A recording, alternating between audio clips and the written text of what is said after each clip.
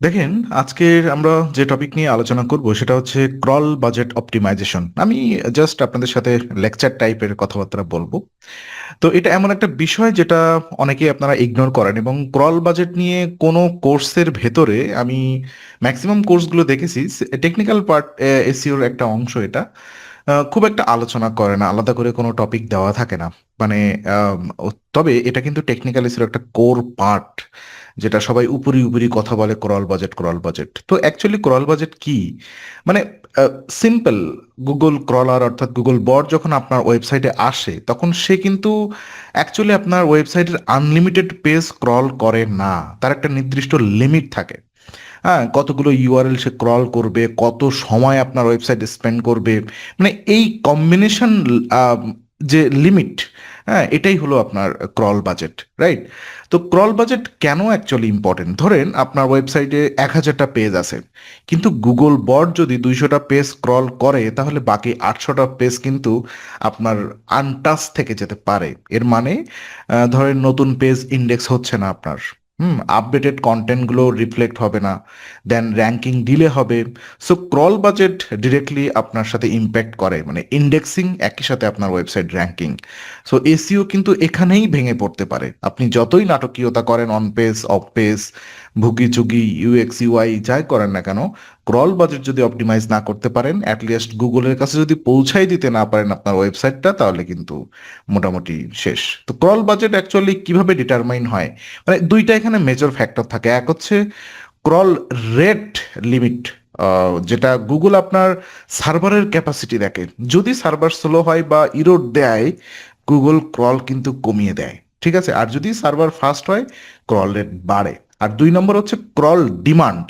Google decide করে কোন page important, যেমন আপনার পপুলার পেজগুলো, ফ্রিকোয়েন্টলি আপডেটেড পেজগুলা, যেমন হাই অথরিটি পেজগুলা, এগুলো বেশি গুগল ক্রল করে অ্যাকচুয়ালি। এবং গুগল তার আপনার যে তার অ্যানালাইটিক্স থেকে এই আইডেন্টিফায়ারগুলো বের করে যে কোন পেজগুলো বেশি পপুলার হচ্ছে, কোথায় বেশি হিট হচ্ছে, কি বৃত্তান্ত, হ্যাঁ, কোনগুলো ফ্রিকোয়েন্টলি আপনি আপডেট করতেছেন, তার ওয়েব্যাক মেশিন দিয়ে এটা ডিটেক্ট করে।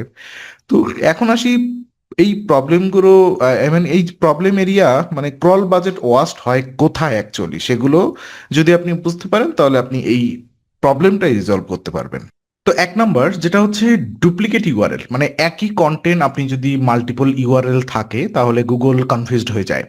তো আপনারা দেখবেন ওই যে বিশেষ করে এই ব্যাপারগুলো, যেমন ধরেন এরকম থাকে না, একটা জিজ্ঞাসাবোধক চিহ্ন, তারপরে REL সমান সমান এরকম কিছু ইউআরএল তৈরি হয়, জিজ্ঞাসাবোধক চিহ্ন, SORT শর্ট সমান সমান এরকম কিছু ইউআরএল তৈরি হবে, তেমন কিছু ফিল্টার ইউআরএল তৈরি হবে। এগুলো কিন্তু আপনার ক্রল বাজেট নষ্ট করে দেয়। ক্লিয়ার? মানে অ্যাজ এ ডুপ্লিকেট পেজ তৈরি হয়ে যায়। এজন্য আপনার ক্যানোনিক্যাল ট্যাগ এখানে খুব স্ট্রংলি করা উচিত। 2 নম্বরে হচ্ছে আপনার প্যারামিটার এবং ফিল্টার পেজ, যেমন ই কমার্স ওয়েবসাইটে এই প্রবলেমটা বেশি দেখা যায়। যেমন সেম প্রোডাক্ট ডিফারেন্ট ফিল্টার, যেমন হাজার হাজার ইউআরএল ক্রিয়েট হয় কিন্তু ভ্যালু আলটিমেটলি জিরো। 3 নম্বর আপনার থিন কন্টেন্ট, মানে কম কন্টেন্ট। নট অনলি কম কন্টেন্ট, মানে এমন না যে 200-300 ওয়ার্ডের কন্টেন্ট দিলেই যে গুগল এখন প্রায়োরিটি দেয় না, ব্যাপারটা এরকম না। আগে একটা স্ট্যান্ডার্ড কন্টেন্ট ধরাও তো মিনিমাম 300 ক্যারেক্টার, 300 ওয়ার্ডের কন্টেন্ট হতে হবে। গুগল এখন ওইটা ভ্যালু করে না, এখন ভ্যালু হচ্ছে কথার ভেতরে প্রাণ আছে কিনা। এখন থিন কন্টেন্টের ডেফিনেশনটাই চেঞ্জ হয়ে গেছে। এখন যদি আপনি 5,000 ওয়ার্ডের একটা কন্টেন্ট দেন, সেটাও থিন কন্টেন্ট হিসেবে কনসিডার হতে পারে। কেন? কারণ কন্টেন্টের ভেতরে কোনো নিউ ইনফরমেশন নেই, জাস্ট আপনি ওই জেনেরিক কথাবার্তা লিখে গেছেন, ঠিক আছে? ব্যাপারটা হচ্ছে এরকম। এন্ড গুগল ক্রল করে কিন্তু আপনি এগুলো কিন্তু ইন্টারেস্ট পায় না। দেন 4 নম্বর ব্লক পেজ, অর্থাৎ এই যে 404 অর্থাৎ সার্ভার ইরোর, অর্থাৎ 50 রিলেটেড যে সার্ভার ইরোর গুলো, 500 ইরোর গুলো, এইগুলো গুগল আপনার হচ্ছে রিপিটলি ক্রল করে এবং বাজেট অস্ট করে দেয়। মানে একই page, copy page, broken page বারবার ওখানে ঢুকতেছে, আপনার টাইম নষ্ট হচ্ছে গুগল।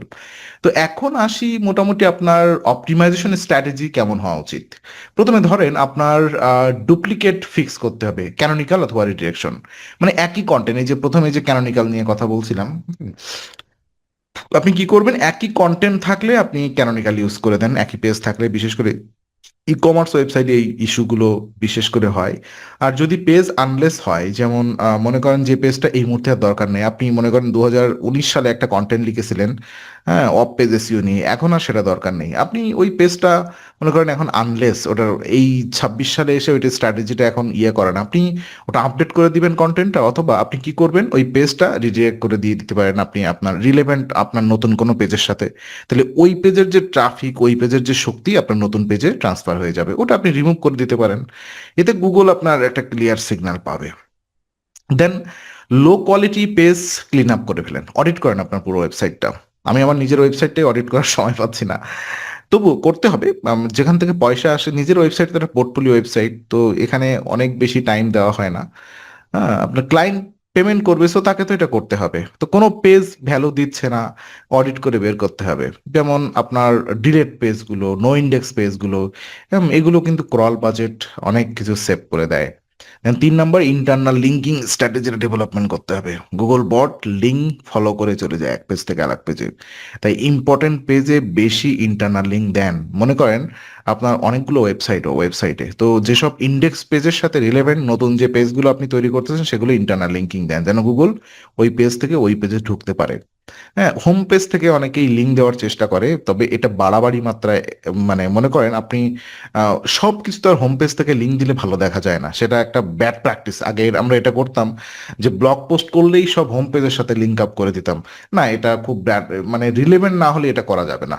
আপনাকে কষ্ট করে রিলেভেন্ট কন্টেন্ট লিখতে হবে, তাও ঠিক আছে, কিন্তু ওরকম হোম পেজের সাথে কানেক্ট করা যাবে না, গুগল এটা মোটে পছন্দ করে না এখন। ঠিক আছে, এই স্ট্র্যাটেজিটা এখন ফলো করবেন না, এটা কিন্তু আপনার প্রায়োরিটি বাড়িয়ে দেয়।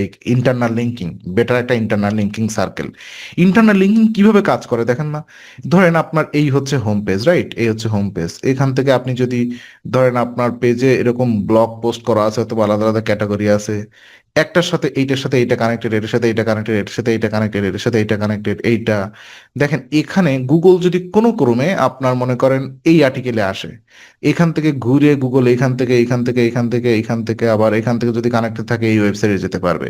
কিন্তু এইগুলোর সাথে যদি একটাও কানেক্টেড না থাকে, তাহলে কি হতে হবে, গুগল এই হোম পেজে আসবে, হোম পেজ থেকে এইখানে একবার আসতে হবে, আবার তাকে ফিরে যেতে হবে, হোম পেজ থেকে তাকে আবার এই ব্লগে আসতে হবে, এখান থেকে আবার তাকে ফিরে যেতে হবে হোম পেজে, এখান থেকে আবার এই ব্লগে আসতে হবে। মানে কি, মানে বুঝতেছেন এখানে ডেস্টিনেশন ইস্যুটা কেমন হচ্ছে। সো ইন্টারনাল লিঙ্কিং ইস্যুটা এইভাবে কাজ করে, যে ইন্টারনাল লিঙ্কিং করলে গুগল এক পেজ থেকে আর এক পেজে ইজিলি পরিভ্রমণ করতে পারে, তার আবার সেই সেন্ট্রাল পয়েন্টে না যাওয়া লাগে না, মানে যেখানে অ্যাক্সেস পয়েন্টে যাওয়া লাগে না। ঠিক আছে, তো এটা হচ্ছে ব্যাপার, এটা একটা খুব ইম্পর্টেন্ট ব্যাপার। রোবট টিএক্সটি স্মার্ট ইউজ করতে হবে, স্মার্টলি, মানে আননেসেসারি পেজগুলো ব্লক করতে হবে ডেফিনেটলি, যেগুলো আমি দেখিয়েছি। রোবট টিএক্সটি নিয়ে আমার অনেক কিছু লেখালেখি আছে, ব্লগ আছে। আপনার সাপোজ লগ ইন পেজ, তারপর হচ্ছে প্লাগ ইনস, যে ডিরেক্টরি, দেন আরো নো ইন্ডেক্স পেজ, অ্যাডমিন প্যানেলের যে পেজগুলা, যেমন filter URL, search URL, website যদি সার্চ বাদ থাকে, সেই সার্চ করলে যে আননেসেসারি ইউআরএল ক্রিয়েট হয়, এগুলো সব ব্লক করে দিবেন। ঠিক আছে, প্রয়োজনীয় যেগুলো আপনি ইন্ডেক্স করতে চাচ্ছেন সেই পেজগুলো শুধু ইন্ডেক্স রাখবেন। ওকে, তো একটা জিনিস আমরা কিন্তু, আই এম সরি, ইম্পর্টেন্ট পেজগুলো অনেক সময় ব্লক করে পুরো সাইট ড্যামেজ করে ফেলি, এই জিনিসটা একটু খেয়াল রাখবেন। ওকে, দেন সাইডের স্পিডটা স্মুথ করতে হবে, মানে স্লো সাইট কিন্তু গুগল ক্রল করতে চায় না, গুগলের অনিয়া এখানে। ফাস্ট সাইট যদি ফাস্ট হয় তাহলে গুগল হাই ক্রলিং একটা টার্মস দেয়। স্বাভাবিকভাবে স্লো হলে তো আপনার মনে করেন আপনি যদি স্পিড বেশি হয় সেখানে হয়তো বা 100টা পেজ স্ক্রল করতে পারতো, কিন্তু স্লো হলে তো ওই সময় যদি গুগল আপনার ওয়েবসাইটে থাকে তাহলে তো দেখবেন যে 100টা পেজই ক্রল করার সময় পাচ্ছে, সময় তো একই কিন্তু হয়তো বা 30টা পেজ স্ক্রল করতে পারছে, কারণ সাইড স্পিড এক পেজ থেকে আরেক পেজ যেতে কষ্ট হচ্ছে তার। তো এখান থেকে কোর ওয়েব ভাইটালটা আপনাকে ইমপ্রুভ করতে হবে। সার্চ কনসোলে কোর ওয়েব ভাইটাল যে ইস্যুগুলো আসে ওখানে একদম গুড পজিশনে নিয়ে আসতে হবে। দেন ইউআরএল স্ট্রাকচারটা ক্লিন করতে হবে, মানে শর্ট এবং ক্লিন ইউআরএল রাখতে হবে, এবং ইউআরএলটা যেন পুরো কন্টেন্টটাকে রিফ্লেক্ট করে, লং প্যারামিটার ইউজ করা যাবে না। এবং ডায়নামিক মেস ইউআরএল দেওয়া যাবে না। যদিও ই কমার্স ওয়েবসাইটের ক্ষেত্রে আমরা সবসময় এটা পারি না, সেটা আলাদা ব্যাপার। তবে এমনি লোকাল এসইও বলেন অথবা এমনি ব্লগ এসইও টিসিও, এগুলোর ক্ষেত্রে ইউআরএলটা যেন একটু ডিফাইন হয়। ক্লিয়ার ইউআরএল হচ্ছে গুগল একটা বেটার ক্রল করতে পারে এবং গুগল বুঝতে পারে আপনার কন্টেন্ট সম্পর্কে আন্ডারস্ট্যান্ডিং করতে পারে। দেন ব্রোকেন লিঙ্কগুলো ফিক্সড করতে হবে। রেগুলার আপনি চেক করেন 404 ইরর গুলো ফিক্স করেন, না হলে গুগল বারবার আপনাকে এই সব পেজে যাবে যে আপনার সময়টা নষ্ট করবে। ওকে, তো সব থেকে ইম্পর্টেন্ট মনিটরিং, গুগল সার্চ কনসোলে যান, চেক করেন ক্রল স্ট্যাটাস, ওখানে ইন্ডেক্স কভারেজ হচ্ছে কিনা এবং এক্সক্লুডেড পেজ কোনগুলো আছে। এখান থেকে আপনি বুঝবেন গুগল কোথায় টাইম স্পেন্ড করছে। হ্যাঁ, এবং লার্জ ওয়েবসাইটে crawl budget critical. News site, e commerce site, directory site, এখানে অপটিমাইজেশন না করলে 50% পেজই কিন্তু আপনার ইন্ডেক্সই হবে না। So be careful. Large e commerce website তো ছোটখাটো ওয়েবসাইট, এখানে পেজই থাকে হয়তো বা 10-12টা, সর্বোচ্চ 50টা অথবা 100টা হতে পারে। যদি বিভিন্ন এরিয়ায় বিজনেস সার্ভিস দেয়, সে এরিয়া বেজ হয়তো বা 100টা ল্যান্ডিং পেজ হতে পারে। হ্যাঁ, এটা কিন্তু কোনো ব্যাপার না 100টা পেজ গুগলের কাছে। যে 1000, 2000, 5000, 10,000 পেজ থাকে, এইগুলো কিন্তু কমপ্লেক্স, খুব ক্রিটিক্যাল। তো কমন মিস্টেক যেটা আমরা করি, সব পেজ আমরা ইন্ডেক্স করতে চাই। হ্যাঁ, তারপর হচ্ছে ডুপ্লিকেট ইগনোর করা, ডুপ্লিকেট পেজগুলো আমরা ইগনোর করে যাই এবং র্যান্ডম নো ইন্ডেক্স করে দিই।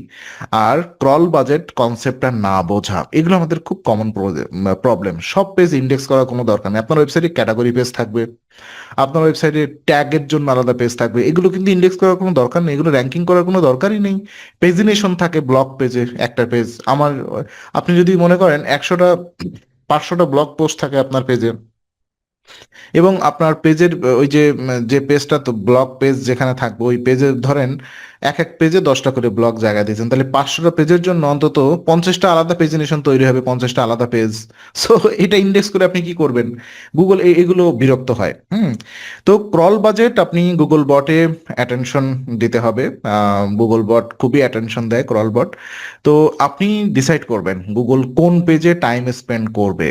ঠিক আছে, এসিও শুধু কন্টেন্ট কন্টেন্ট করলে হবে না, টেকনিক্যাল, বিশেষ করে এই ছোট ছোট ব্যাপার, মানে এখানে কোনোটাই বড় না যে আমরা যদি বলি যে ক্রল বাজেট ঠিক না করলে কিছুই হবে না, ব্যাপারটা এরকম না। প্রত্যেকটা অংশই একে অপরের সাথে পরিপূরক। শুধু ক্রল বাজেট ঠিক করলেন কিন্তু আপনার ওয়েবসাইটে অন্য অন্য অন পেজ এসিও ঠিক নেই, তাহলে কি র্যাঙ্কিং করবে? করবে না। সবগুলো সমানভাবে আপনাকে অ্যাক্টিভিটি রাখতে হবে, তাহলেই আপনি আলটিমেট র্যাঙ্কিং পাবেন। ওকে, তো আপনি যদি মোটামুটি একটা অ্যাডভান্স এআই রিলেটেড মানে এসইও কনসেপ্ট প্র্যাকটিক্যালি শিখতে চান, আমি রিসেন্টলি শুরুকরি.com-এ advance AI driven local SEO course একটা লঞ্চ করেছি। আপনি চাইলে ওখান থেকে কোর্সটা এনরোল করতে পারেন, www.shurukuri.com। একদম প্র্যাকটিক্যালি একটা ডোমেইন হোস্টিং কেনা থেকে শুরু করে ওয়েবসাইট কিভাবে ডিজাইন ডেভেলপমেন্ট করতে হয় একটা লোকাল এসইওর জন্য, দেন সেখানে গুগল বিজনেস প্রোফাইল অ্যাকাউন্ট কিভাবে ক্রিয়েট করতে হয়, সেটাকে কিভাবে ইমেইল ভেরিফিকেশন, ফোন ভেরিফিকেশন এবং ভিডিও ভেরিফিকেশন করতে হয় সেটাও আমি দেখিয়েছি। এবং আমার এই যে শুরু করি বিজনেস, এই শুরু করি বিজনেসেরই একটা Google business profile account create করেছি। প্রথমে আমরা ফোন ভেরিফিকেশন করেছি, তারপরে ইমেইল ভেরিফিকেশন করেছি, তারপরে ভেরিফিকেশন ওরা অ্যাকসেপ্ট করেনি, ওরা আবার ভিডিও ভেরিফিকেশন চায়। প্রথম একবার ভিডিও দিয়েছি, ওরা অ্যাকসেপ্ট করেনি, দেন দ্বিতীয়বার একবার ভিডিও দিয়ে ওদের গাইডলাইন অনুসারে ভিডিও দিয়ে কিভাবে ভিডিও ভেরিফাইড হলো বিজনেসটা, সেটাও আমি আপনাদেরকে দেখিয়েছি পুরো প্রজেক্টে। এবং এখানে কিছু এক্সিস্টিং ক্লায়েন্টের প্রজেক্টও আমি শেয়ার করেছি। আপনারা চাইলে এটা প্র্যাকটিক্যালি শিখতে পারবেন। প্রায় 250টার উপরে ভিডিও এখানে অলরেডি ইনক্লুড করা আছে, আর day by day video add হচ্ছে। আপনারা অলওয়েজ সেটা ডেটা পেতে পারেন। এবং প্রায় 30টার উপরে আপনার ফাইল শেয়ার করা আছে, বিভিন্ন অ্যাক্সেস, বিভিন্ন যার বলে ডকুমেন্ট শেয়ার করা আছে বিভিন্ন টপিক নিয়ে। সো ওখানে আপনি রিয়েল প্রজেক্ট বেস একটা লার্নিং পাবেন।